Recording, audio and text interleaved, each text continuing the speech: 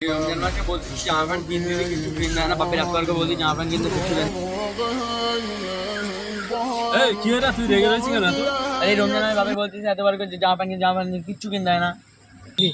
আর বলিস না ভাই, সামনে ঈদ এসে যাচ্ছে, বাপের বলছিস জামা প্যান্ট কিছু কিনবে, কিচ্ছু কিন দেয় না। এরকম বাপ থাকা না থাকা ভালো।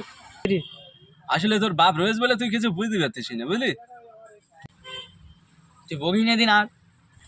আসলে তোর বাপ রয়েছে বলে তুই কিছু বুঝতে পারছিস না। বাপ ছাড়া যে পৃথিবীটা পুরো হাহাকার। আসলে যার বাপ নেই সেই জানে যে বাবার মূল্য কত। তুই একবার ভেবে দেখ, মনে কর তোর বাপ নেই, তাহলে তোর তখন কিরম লাগবে?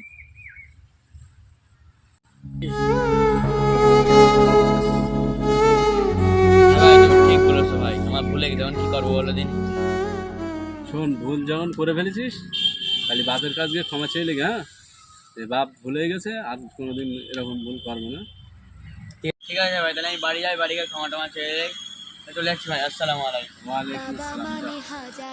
যাদের বাবা নেই তারাই বুঝতে পারছে বাবার কত মূল্য।